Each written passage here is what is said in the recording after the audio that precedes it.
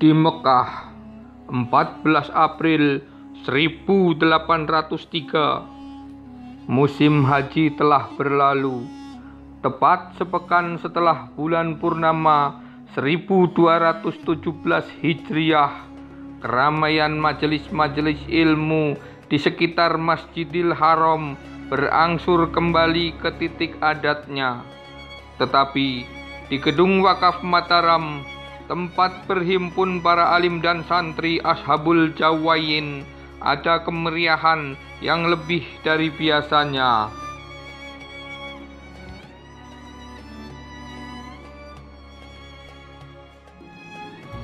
Tampak seorang paruh baya berserban hijau pupus yang berjanggut tipis dengan dagu lancip menyangga pipinya yang kempot datang terlambat. Dialah Kiai Badran. Ya Saikona Dawud, seru Kiai Badran. Derau berisik orang makan dan berbincang mengepung nampan-nampan nasi kapsah yang masih digerojok lagi dengan irisan doner kebab dan kafte. Menimpa suara panggilan itu. Abu Sulaiman, seru Kiai Badran lagi. Pada panggilan kedua ini, Syekh Dawud yang memakai kunyah mengarahkan pandangan teduhnya sambil tersenyum manis dan menjawab, "Labaik." Kiai Badran pun berkata, "Maafkan saya yang hadir terlambat dan begitu saja bergabung dalam jamuan yang lezat ini. Masya Allah, ada daging cincang panggang yang sangat enak, sayuran bersaus, dan manis-manis. Oh, manis-manisan yang belum pernah saya cicipi sebelumnya. Siapa kiranya yang menyediakan semua hidangan ini?" Syekh Dawud pun menjawab, "Kiai Badran, ahlan wa sahlan. Aku perkenalkan kepadamu Efendim yang mulia, Alemdar Mustafa Pasha, seorang pemuka daulah Utsmaniyah kita dari Bulgaristan, seorang yang di dalam kesatuan Janissary dimasyhurkan sebagai Bayraktar sang pemegang panji."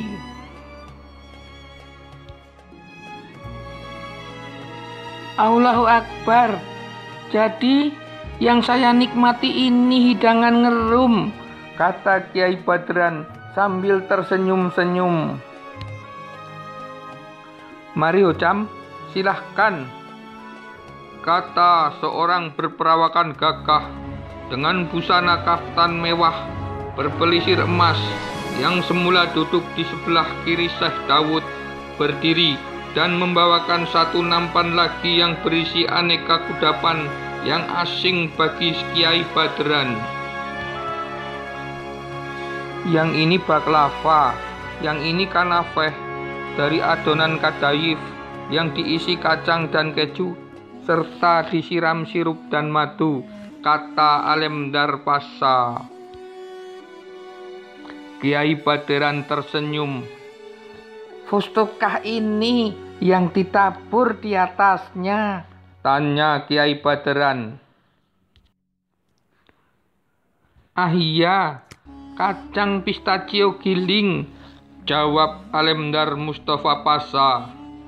"Wah, selama ini fustuk hanya saya baca di kitab-kitab mazhab Hanafiyah. Kebahagiaan tak ternilai bisa menyantapnya. Apalagi saya dilayani oleh seorang perwira Janissary yang kepahlawanannya termasyhur kemana-mana," kata Kiai Badran sambil tersenyum-senyum. "Kiai," Syekh Dawud pun menukas, "Tuan Mustafa Pasha sedang mensyukuri kelahiran putranya sepekan lalu dengan akikah dan perjamuan makan ini. Aku mohon dengan hormat kau pimpin doa untuk keberkahan sang bayi." Kiai Badran tersenyum. "Selama ini masih ada Syekh Dawud Al-Fatani, yang selalu diutamakan oleh Allah yarhum Syekh Somad Al-Falimbani di antara para muridnya. Bagaimana mungkin saya merasa pantas? Timpal Kiai Badran sambil agak meringis, merasakan ngilu di gigi karena rasa manis dan tekstur kenyal lokum bertabur gula tepung digigitnya.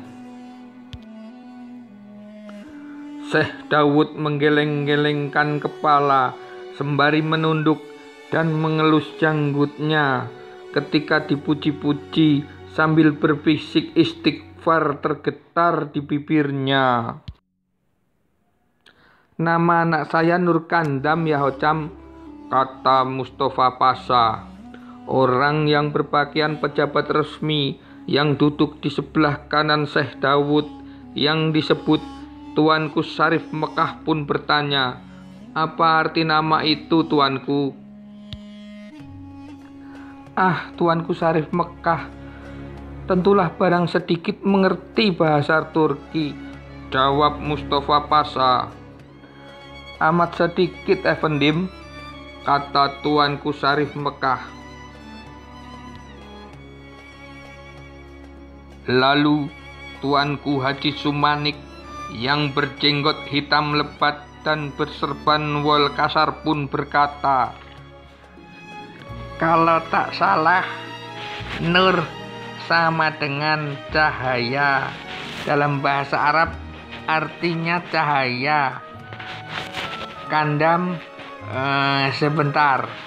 Kalau kandam artinya dari darah, sementara kendim artinya pribadiku, diriku sendiri. Jadi kalau diucapkan utuh, kandam kan itu darah. Da di dalam akhiran mim matinya menunjukkan kata ganti milik orang pertama. Maknanya menjadi di dalam darahku. Nur Kandam, cahaya di dalam darahku. Tuanku Haji Sumanik yang duduk di barisan depan menjelaskan, ajib, luar biasa. Tuanku Syarif Mekah hampir bertepuk tangan. Tuanku Syarif dan Saikona tak perlu ragukan kawan kami satu ini, sela Tuan Haji Miskin yang duduk di samping Tuanku Haji Sumanik. Tentu Tuanku Haji Miskin, tentu beliau swapelajar yang tekun, kata Syekh Dawud manggut-manggut. Bagaimana Sidi? Takwil kawan kami sahihkan? Tanya Syekh Dawud lagi. Alemdar Mustafa Pasha mengangguk-angguk puas. Ah, indah sekali nama itu, sahut Kiai Badran. Kalau nama orang Jawi, mana ada yang lebih bagus dibanding nama pemuda cemerlang putra Kiai Badran itu, kata Tuan Syarif Mekah. Iya, sahut Syekh Dawud. Muslim Muhammad Khalifah, Masya Allah, menjadi hamba yang berserah diri pada Allah, meneladani Rasulullah dalam segala laku terpuji, dan menjadi pemakmur bagi kemaslahatan umat. Masya Allah, sahut Syekh Dawud lagi sambil manggut-manggut. Amin, sahut Kiai Badran. Tapi di Jawa, nama di masa muda sering hilang terkubur oleh sebutan yang dihubungkan dengan tempat mengabdinya. Nama saya juga Imam Abdullah Arif, sahut Kiai Badran. Tapi orang tahunya Badran, daerah perdikan bebas pajak yang diwariskan ayah saya. Anak saya namanya paling-paling juga lebih dikenal dengan nama desanya daripada namanya sendiri. Bisa Badran, bisa Mojo, atau bisa Bulu Kadang. Masya Allah, sahut Syekh Dawud. Bukankah para ulama kita juga begitu? Imam Al-Bukhari, Imam An-Nawawi, Imam Asyuyuti. Kiai Badran menyahut, Waduh, apalah kami para santri Jawa kalau dibandingkan dengan para ulama Arab Saikona.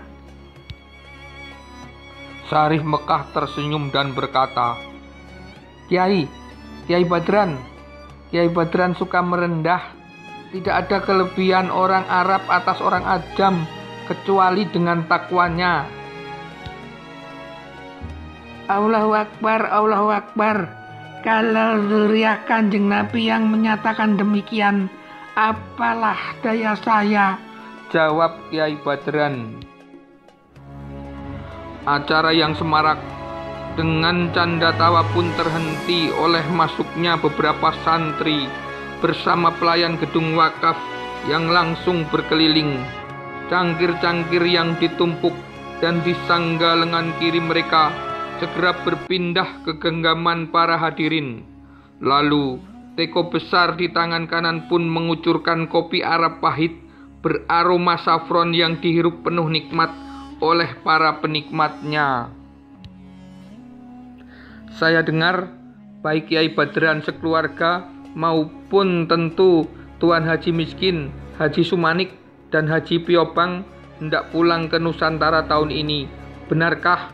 Tanya Sarif Mekah setelah mereguk habis kopinya. Insya Allah, jawab mereka serempak. Angin berembus kencang dari negeri Najd, Tuan Sarif.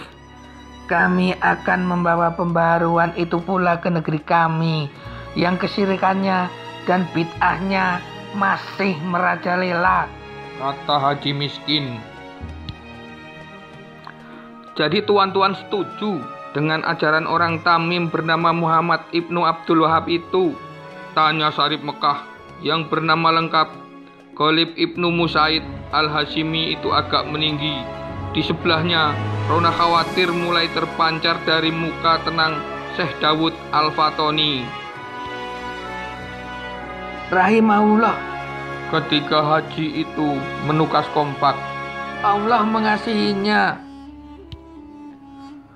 Lalu Haji Sumanik berkata dengan lembut, Maafkan jika ada yang tidak setuju dengan kami, tapi kami meyakini bahwa umat ini baru akan bisa kembali ke kehidupan beragama sebagaimana yang ditempuh oleh Rasulullah dan para sahabat jika kita mengikuti pembaruan yang dimulai Syekh Muhammad At-Tamimi ini.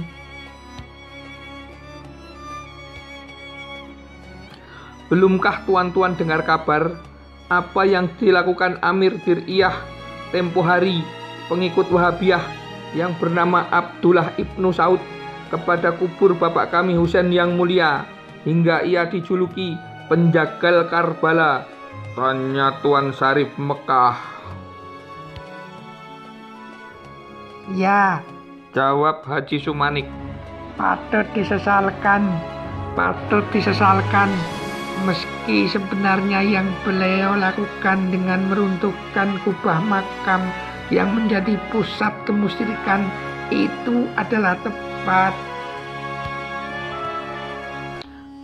Juga mengangkut jarahan berupa emas dan perak, manikam dan permata, wol dan sutra, sehingga permadani dan senjata.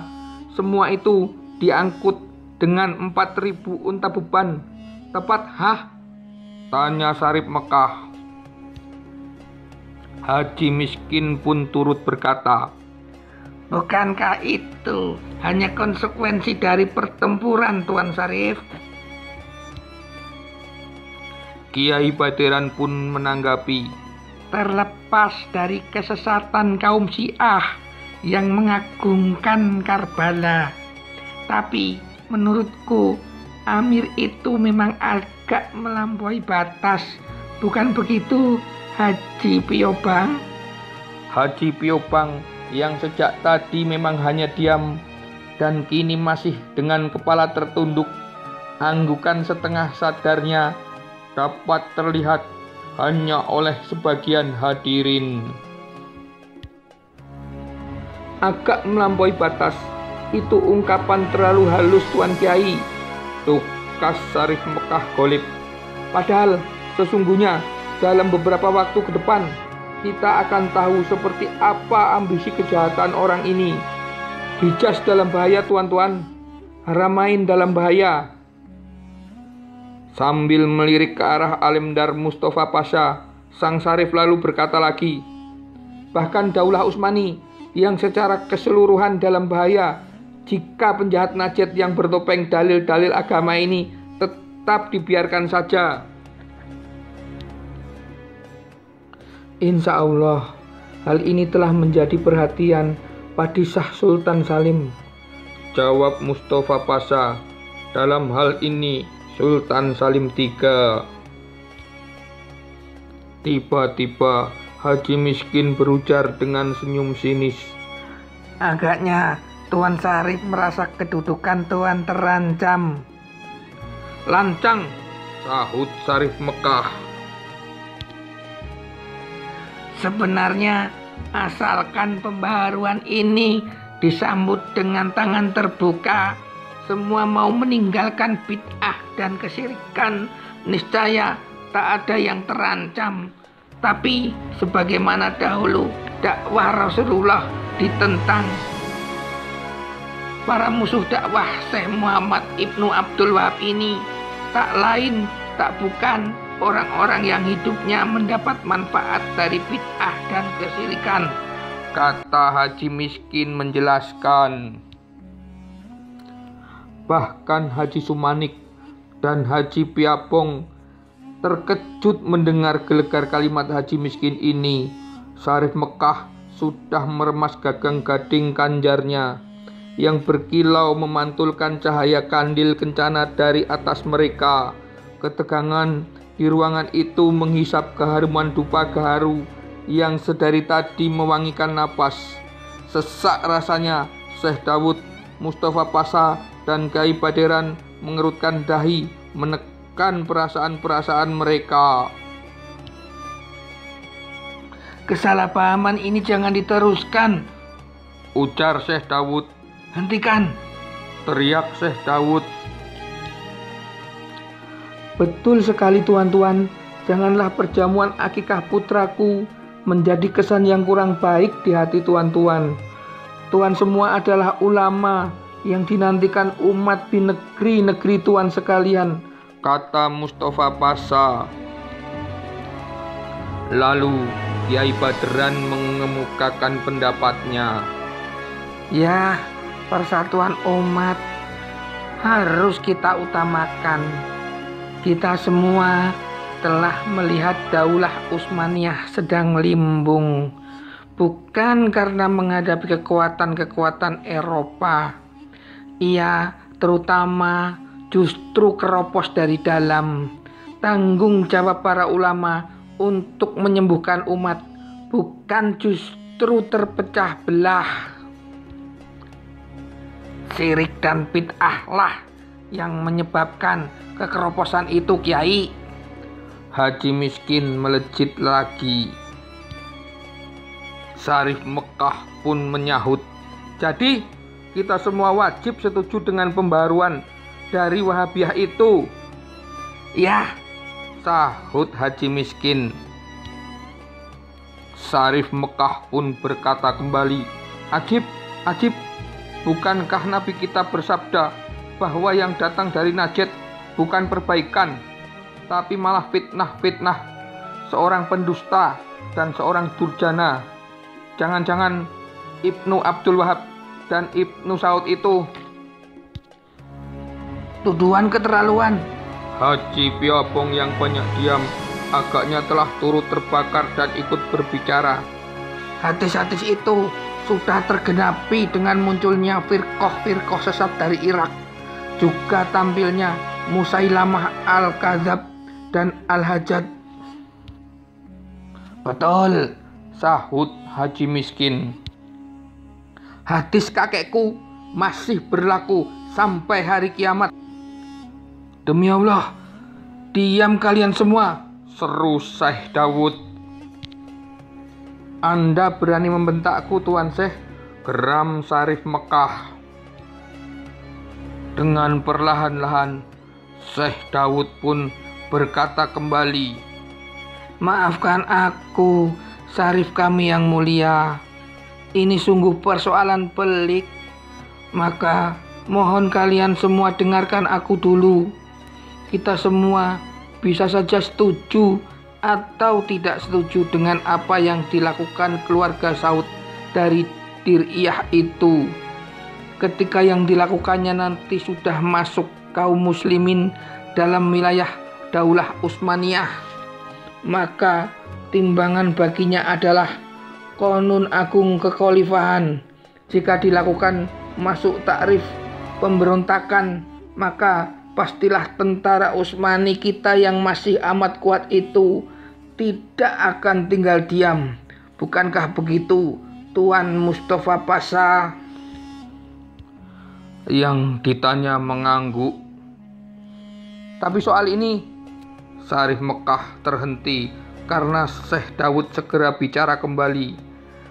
"Sebagai pemimpin yang sah dan penanggung jawab kota suci, kekhawatiran Tuanku Syarif sangat dimengerti.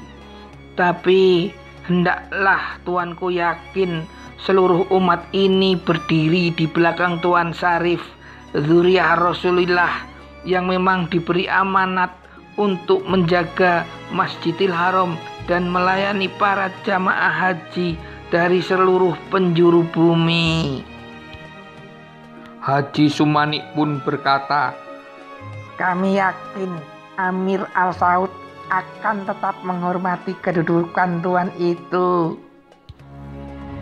"Beranikah Tuan memberi jaminan?" sambar sang Syarif Mekah. "Memang tidak," jawab Haji Sumanik.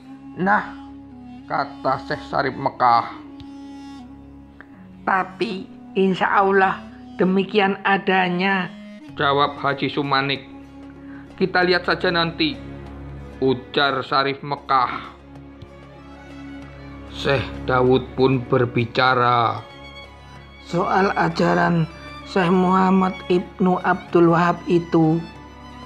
Diam sejenak. Dengan hati-hati, Syekh Dawud Al-Fatoni mulai membahas perangkat lunak gejala yang tumbuh dari Najd akhir-akhir ini. Ketika dia berhenti berkata-kata, semua orang memusatkan perhatian padanya. "Aku sudah membaca beberapa kitabnya, terutama Kitabut Tauhid, Kasyfusi Syubuhat, Salasatul Usul, dan beberapa risalah lainnya." "Banyak sesatnya bukan?" tanya Syarif Mekah. "Tidak mungkin," sahut Haji Miskin. "Tuanku Syarif dan Haji Miskin, bolehkah saya selesaikan dulu?" kata Syekh Dawud kemudian. Keduanya mengangguk dan mendesah kesal. "Sejauh yang aku baca, memang tidak ada yang aneh dengan apa yang disampaikannya. Semua pemahamannya adalah pemahaman Ahlus Sunnah wal Jamaah. Hanya saja dalam soal akidah, dia lebih dekat dengan pemikiran Ibnu Taimiyah, dan dalam soal fikih dia mengikuti mazhab Imam Ahmad Ibnu Hambal," jelas Syekh Dawud. "Sayang sekali," ujar Kiai Badran, "dari dulu kaum Hanabilah banyak dikeluhkan karena kekerasan mereka. Bahkan Imam At-Tabari menjalani kekerasan dari mereka hanya karena menyebut Imam Ahmad bukan faqih, melainkan hanya muhaddits.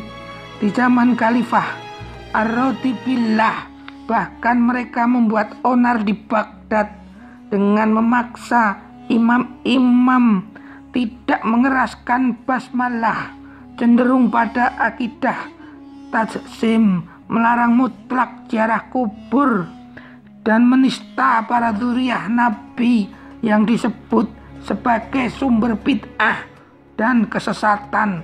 Terang Kiai Badran panjang lebar. Di manakah Kiai baca tentang itu? Tanya Haji Piapong dengan wajah separuh kesal, separuh sedih. Kiai Badran menarik nafas panjang. Lengkap tercatat dalam Al-Bidayah wa Nihayahnya Ibnu Katsir maupun Al-Kamil Fitoriknya Ibnu Atsir. Udah Haji, sayang sekali bukan kalau para pewaris ilmu Imam Ahmad tidak mewarisi akhlak beliau. Beliau seakan sangat sedih. Akhlak beliau sangat indah. Syarif Mekah pun berkata, aku khawatir para pewaris Ibnu Abdul Wahab ini juga akan serupa. Sambil duduk dan menggeleng-gelengkan kepala. Apakah kami bertiga masuk ke dalam kekhawatiran Tuan Syarif? Tanya Haji Miskin. Kita sudah saling mengenal lama sekali, Tuan Haji, sahut Kiai Badran sambil memandang dengan tenang. Dari pergaulan kita selama ini, Tuan Syarif takkan mungkin bisa berprasangka buruk pada Tuan bertiga. Betul begitu Tuan Syarif? Yang ditanya terkejut. Syarif Mekah Golib tidak menyangka Kiai Badran akan seterus terang itu, berusaha menjaga kedamaian di antara mereka. Setelah menghela nafas yang berat, dia pun mengangguk sambil mengelus jenggotnya yang dirapikan hingga selalu tinggal segenggam. Syekh Daud segera bersuara memecah sunyi. Izinkan aku menyelesaikan paparan tentang Syekh Muhammad Ibnu Abdul Wahab ini. Syekh Daud agak mengeraskan suaranya. Aku bahkan berkirim surat kepada puteranya Syekh Abdullah untuk menanyakan berbagai kabar yang sampai kepadaku tentang ajaran-ajaran ayahnya dan dampak yang ditimbulkan di tengah kaum muslimin. Nah, itu dia Saikona, kata Kiai Badran. Bagaimana pandangannya tentang martabat Rasulullah? Karena betapa sering saya mendengar kaum pengikut Ibnu Abdul Wahab ini menyatakan adanya kesyirikan dalam sholawat dan tawasul kita, juga tidak sunahnya ziarah ke makam beliau. Syekh Daud Al-Fatoni memberi isyarat agar para penyimaknya menunggu sejenak. Lalu dia berdiri dan berjalan ke rak yang berisi kitab-kitab yang menempel di dinding kanan ruangan itu. Di bawah ada jajaran laci yang lalu dia buka salah satunya. Dari situ dia mengeluarkan tumpukan kertas yang kekuning-kuningan warnanya. Sejenak memeriksa, dia pilih beberapa lembar lalu dibawanya ke majelis. Salim, panggilnya. Salim. Maka dari kerumunan para murid, seorang anak berusia sekitar 6 tahun dengan pakaian dan serban putih maju memenuhi panggilan gurunya itu. Rambutnya begitu hitam dengan wajah berbentuk oval yang manis. Tolong bacakan ini ya Salim. Ini dari risalah Syekh Muhammad Ibnu Abdul Wahab. Lalu Salim, anak 6 tahun itu, mulai membaca. Dan adapun yang kami yakini terhadap martabat Muhammad Sallallahu Alaihi Wasallam, bahwa martabat beliau adalah setinggi-tinggi martabat makhluk secara mutlak, dan beliau hidup di dalam kuburnya dalam keadaan yang lebih luhur daripada hidupnya para syuhada setelah mereka gugur sebagaimana digariskan dalam Al-Quran. Karena beliau lebih utama dari mereka dengan tidak diragukan lagi bahwa Rasulullah Shallallahu Alaihi Wasallam mendengar salam orang yang mengucapkan salam kepadanya, dan adalah sunnah berziarah kepadanya ke kuburnya, kecuali jika semata-mata dari jauh hanya datang untuk itu. Namun sunnah juga berziarah ke masjidnya dan melakukan salat di dalamnya, bermunajat di raudhahnya, lalu berziarah kepadanya dan kedua sahabatnya yang mulia. Syekh Dawud pun berseru, Masya Allah, Masya Allah. Jadi tak berbeda bukan dengan pemahaman kita Ahlu Sunnah wal Jamaah? Tanggap Syekh Dawud. Ada lagi? Pinta Kiai Badran. Salim pun mulai membaca kembali. Adapun yang mereka fitnahkan kepada kami sudah tentu dengan maksud untuk menutup-nutupi dan menghalang-halangi yang hak, dan mereka membohongi orang banyak dengan berkata-kata, kami suka menafsirkan Al-Quran dengan selera kami tanpa mengindahkan kitab-kitab tafsir, bahwa kami tidak percaya kepada ulama, menghina Nabi kita Muhammad Sallallahu Alaihi Wasallam, dan dengan perkataan bahwa jasad Nabi itu rusak di dalam kuburnya, dan bahwa tongkat kami ini lebih bermanfaat daripada Nabi karena beliau itu tidak mempunyai syafaat. Dituduhnya lagi bahwa kami tidak percaya kepada pendapat para ulama. Kata mereka, kami telah menghancurkan kitab-kitab karangan para ulama mazhab karena di dalamnya bercampur antara yang hak dan yang batil. Malah kami dianggap kaum mujassimah yang menganggap Allah punya tubuh seperti makhluk, serta kami dituduh mengkafirkan orang-orang yang hidup sesudah abad ke-6 kecuali yang mengikuti kami. Maka semua tuduhan yang diada-adakan dalam hal ini, sungguh kami tidak mengerti apa yang harus kami katakan sebagai jawaban, kecuali hanya Subhanaka, Maha Suci Engkau ya Allah. Hadza buhtanun azim, ini adalah kebohongan yang besar.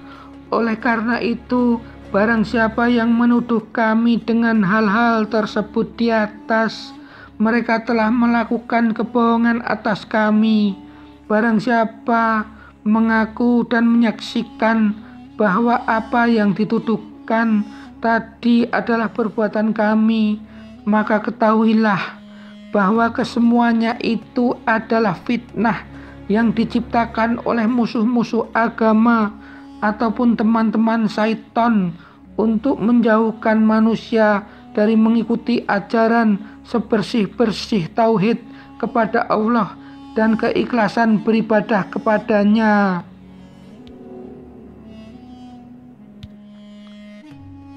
Kami beriktikad bahwa seseorang yang mengerjakan dosa besar seperti melakukan pembunuhan terhadap seorang muslim tanpa alasan yang wajar, begitu juga seperti berzina, riba, dan minum arak meskipun berulang-ulang, maka orang itu hukumnya tidak keluar dari Islam dan tidak kekal di dalam neraka apabila dia tetap bertauhid kepada Allah dalam semua ibadahnya. Salim kemudian kembali melipat kertasnya setelah ia selesai membaca. Ini ahlu sunnah wal jamaah bukan? Bukan Khawarij. Tulisan ini termaktub dalam silsilah karangan beliau yang berjudul Sianatul Insan. Tegas Syekh Dawud berbinar-binar. Selalu begini, ya Allah, selalu begini, gumam Kiai Badran. Apa itu Kiai? Tanya Syekh Dawud. Pemahaman di tingkat gurunya serupa saja, tapi para murid suka menajam-najamkan perbedaan yang tipis, membesar-besarkan selisih yang kecil, ditambahi dengan kesombongan mereka yang jauh dari ketawaduan gurunya dan kekasaran mereka yang jauh dari kelembutan syekhnya, kata Kiai Badran panjang lebar. Betul sekali. Kalau bodohnya berpadu dengan kefanatikan pada satu guru dan satu pendapat, berbahaya, sungguh berbahaya, kata Syekh Dawud. Kemudian Haji Sumanik pun berkata, kami setuju pula pada pandangan Kiai Badran, tapi mohon Syekh Dawud teruskan pembahasan ini agar kita semua pulang dengan hati lapang, jangan lagi ada ganjalan, dan semoga kita semua menerima dakwah Syekh Muhammad Ibnu Abdul Wahab ini dengan ridho. Setidaknya kalaupun ada yang tidak menyetujui, kita bisa saling memahami satu sama lain, kata Haji Sumani sambil mengedarkan pandangannya. Tapi Syarif Mekah Golib mendesah sambil menyedekapkan tangannya. Tuan Syarif masih khawatir, tanya Syekh Daud. Kemudian Syekh Syarif Mekah mulai berbicara kembali.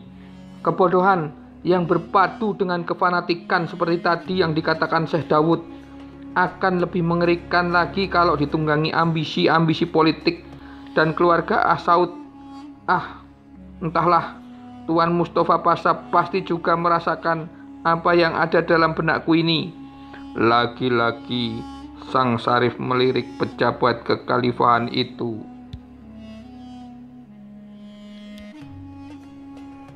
Sang Bairaktar mengangkat wajah dari ketundukannya dan melepas nafas berat. Hadirin tenggelam dalam pikiran masing-masing. Kemudian Sang Syarif berkata lagi, tapi abaikan dulu ini, Syekh Dawud. Semoga Allah membatalkan prasangkaku. Semoga Allah membatalkan prasangkaku. Lanjutkan pembahasannya. Satu persatu, semua yang dipertanyakan oleh Syarif Mekah, Kiai Badran maupun hadirin yang lain terjawab oleh risalah-risalah yang ada pada Syekh Dawud Al-Fatoni. Bocah itu, Salim, dengan tangkas membolak-balik kitab dan risalah untuk mencocokkan keterangan. Dia dengan teliti menukil ini dan itu. Dia pula membacakan semua kutipan dengan kefasihan menakjubkan. Sesekali ketika haji itu menambahkan beberapa keterangan sesuai dengan apa yang mereka pahami. Kemudian sebagai pamungkas, si bocah 6 tahun itu berhasil menyusun beberapa kesimpulan untuk dibacakan.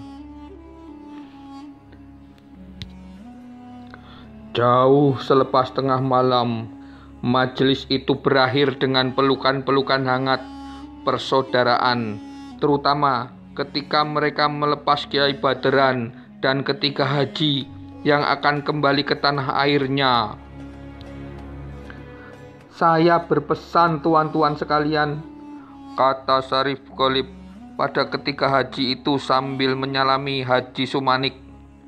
Jikapun tuan-tuan membawa pembaharuan ini ke negeri tuan-tuan, bawalah yang asli seperti yang kita kaji dari risalah Syekh Muhammad At-Tamimi tadi, bukan yang sudah tercemar kebodohan, kefanatikan, hawa nafsu, dan ambisi-ambisi tercela sebagian muridnya. Lalu Kiai Badran bergabung sambil menepukkan rangkulannya ke bahu Haji Piobang yang ada di sebelah kanan Haji Sumanik dan berkata, "Melencengnya para murid sering tak terhindarkan, Tuan Syarif.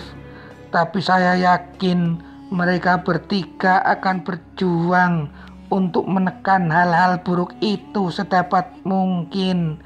Memurnikan ajaran dengan kemurnian akhlak pula. Bukan begitu, Uda?" sambil menepuk bahu Haji Piobang. "Ah, Kiai Badran sendiri bagaimana? Pulang dengan tujuan yang sama?" tanya Syarif Mekah Golib. "Semangat yang sama, Tuan Syarif. Insya Allah," jawab Kiai Badran. "Caranya barangkali agak berbeda. Pemahaman Asy'ariyah dan akidah mazhab Imam Asy-Syafi'i dalam fakih serta tasawuf ala Imam Al-Ghazali telah berurat berakar di Jawa. Lagi pula kami punya tantangan yang lebih besar saat ini. Kaum kafir Belanda semakin mencengkeram dan merasuki kehidupan kalangan keraton. Surakarta sudah sangat kebelanda-belandaan. Yogyakarta, keraton yang raja pertamanya Sultan Mangkubumi, telah melanjutkan wakaf Mataram yang pernah terbengkalai sesudah zaman Sultan Agung Hanyokrokusumo juga mulai terancam. Kiai sudah punya rencana bagaimana nanti berdakwah di Jawa? Tanya Tuan Syarif Mekah. Kiai Badran tersenyum dan menjawab, "Saya punya murid yang sangat bersemangat. Dia anak sulung putra mahkota Yogyakarta. Dia diasuh oleh nenek buyutnya yang solihah, Ratu Ageng Tegalrejo, Permaisuri Sultan Mangkubumi. Beliau pula yang telah membiayai semua perjalanan saya ke Tanah Suci ini." "Masya Allah," seru para hadirin. Mustafa Pasha kemudian berkata, "Semoga Allah memberkahi negeri tuan-tuan dan para pemimpinnya." Kemudian Mustafa Pasha memeluk Kiai Badran. "Aku berharap dapat mengenal lebih banyak negeri Jawa," sambungnya lagi. "Tentu yang mulia," kata Kiai Badran. "Jika besok tuanku ada waktu, kita berbincang sambil menikmati teh di kedai orang-orang Maghribi." "Aku akan datang, insya Allah." "Ah, Tuan Kiai, aku sangat bangga dan bersimpati kepada para jemaah haji dari negeri tuan. Betapa jarak yang harus ditempuh sangat jauh, dan betapa banyak biaya yang harus dikeluarkan. Belum lagi bahaya-bahaya yang menghadang di perjalanan. Kalian orang-orang salih yang hebat. Aku berencana membeli kapal untuk digunakan sebagai angkutan para haji bolak-balik dari negeri tuan ke Jeddah," kata Mustafa Pasha sambil tersenyum. Kiai Badran berseru, "Allahu Akbar, Juzid kula koir ya Sidi, karena sudah larut dan jangan sampai tuan tak sempat beristirahat. Kita obrolkan serinci-rincinya ini besok di kedai tuan orang-orang Maghribi. Insya Allah, insya Allah. Tentu Tuan Kiai, insya Allah, kata Mustafa Pasha. Kemudian Syekh Daud ikut berbicara. Tuan Mustafa Pasha, sekali lagi kami ucapkan selamat atas kelahiran putra Anda. Semoga Allah jadikan dia mujahid yang menjayakan agama Allah. Terima kasih Syekh. Oh iya, murid Syekh yang mas kecil tadi siapa? Tanya Mustafa Pasha. Salim maksud Tuan, jawab Syekh Daud. Anak yatim itu berdarah campuran. Itu ibunya putri seorang syekh dari Yaman yang meninggal saat melahirkan. Ayahnya seorang bangsawan dari negeri Jawa yang pada suatu musim haji menitipkannya padaku agar bisa belajar ilmu-ilmu agama. Lalu ia kembali ke Nusantara dan berjanji akan datang lagi untuk menjemputnya. Sayang, menurut Sidi Kiai Baderan, ayahnya itu wafat sebelum tiba di negeri asalnya. Terang Syekh Daud panjang lebar. Innalillahi wa inna ilaihi roji'un. Berat sekali pasti beban yang ditanggung anak itu, kata Mustafa Pasha. Kemudian Kiai Baderan ikut berbicara. Anak itu memang istimewa. Masya Allah, selama di sini dia sudah seperti adik untuk anak saya, si Muslim Muhammad Khalifah. Jika Syekh Daud mengizinkan, biar besok saya ajak dia bertemu Tuan di kedai teh orang-orang Maghribi. Mustafa Pasha pun kemudian berkata, Senang sekali jika demikian. Entah mengapa, meski baru kali ini melihatnya, saya merasa ada sesuatu yang sangat kuat mempertautkan kami. Semoga suatu saat kelak saya dapat mengambil manfaat dari ilmu dan baktinya kepada negara. Mustafa Pasha antusias melihat anggukan-anggukan Syekh Daud. Insya Allah, jawab Syekh Daud masih mengangguk-angguk. Anak ini sangat suka membaca dan menulis. Meski masih muda, ilmunya jauh melesat meninggalkan murid-murid yang lain. Aku sangat berharap kelak dia menjadi seorang yang alim, yang membimbing umat dalam perjuangan. Jika aku merasa pelajarannya sudah cukup, bagaimana jika aku kirim dia kepada tuanku? Kata Syekh Daud kepada Mustafa Pasha. Dengan penuh kegembiraan akan kusambut insya Allah.